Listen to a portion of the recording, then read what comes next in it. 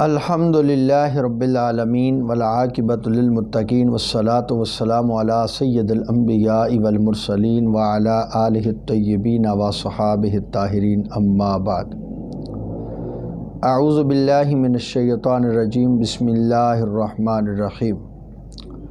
ومن اظلم ممن منع مساجد اللہ ان یذکر فیہا اسمہ وسعی فی خرابها اولئک ما کان لہم ان يدخلوها الا خائفین لہم فی الدنیا خزی ولہم فی الآخرۃ عذاب عظیم۔ صدق اللہ العظیم۔ اللہم صلی علی سیدنا و مولانا محمد وعلی آل سیدنا و مولانا محمد وبارک وسلم وصلی علیہ۔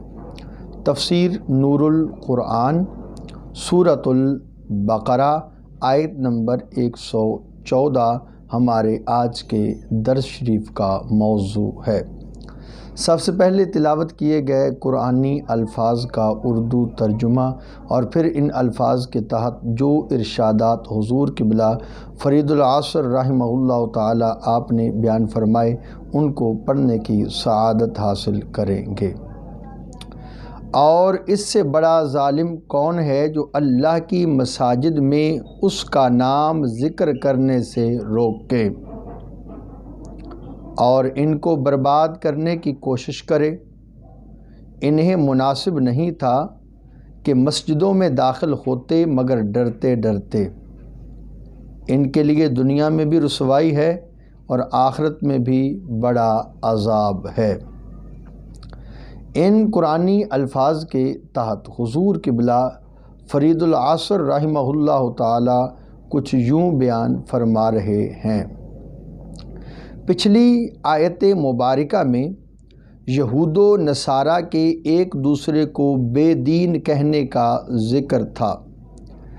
اس آیت مبارکہ میں ان کے مزید مظالم کا ذکر کیا جا رہا ہے۔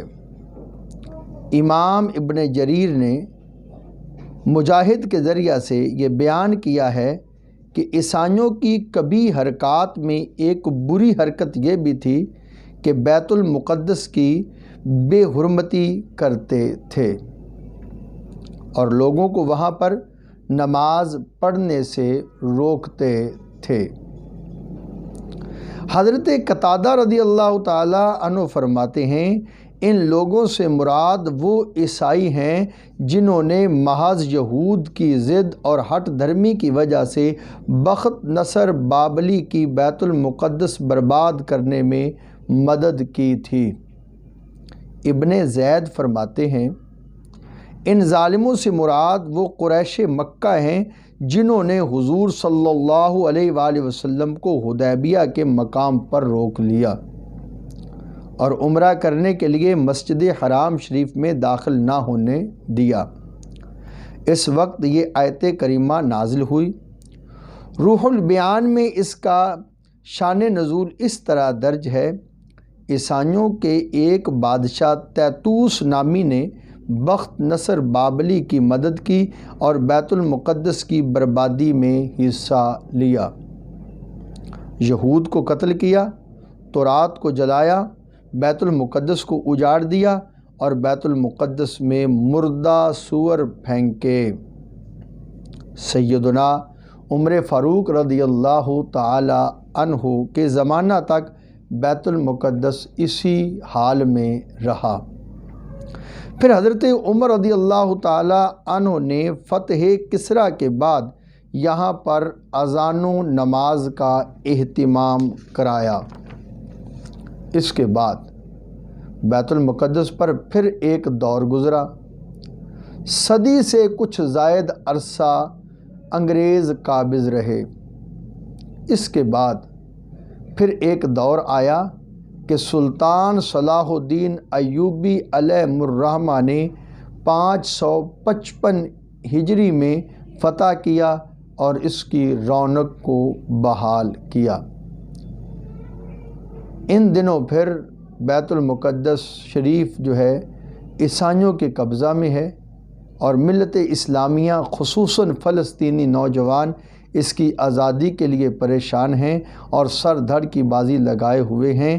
اس آیت مبارکہ میں ان کا ڈرتے ہوئے مساجد میں داخل ہونے کا ایک معنی یہ بھی ہے کہ مسلمانوں کو خبر دی جا رہی ہے کہ پریشان نہ ہو جاؤ، وہ وقت جلد ہی آ رہا ہے جب مشرکین کو مسجد حرام میں داخلے کی اجازت نہ ہوگی مگر چھپ چھپا کر داخل ہو سکیں گے۔ چنانچہ 9 ہجری میں سیدنا صدیق اکبر رضی اللہ تعالی عنہ نے حضور صلی اللہ علیہ وسلم کے حکم سے اعلان فرمایا کہ آئندہ کوئی مشرک اس مسجد میں داخل نہ ہوگا۔ دعا ہے اللہ تعالیٰ نور قرآن سے ہمیں اپنے سینوں کو منور کرنے کی توفیق عطا فرمائے۔ وصلی اللہ تعالیٰ علی حبیبہ سیدنا محمد وعلی آلہ واصحابہ بعدد خلقہ وبارک وسلم۔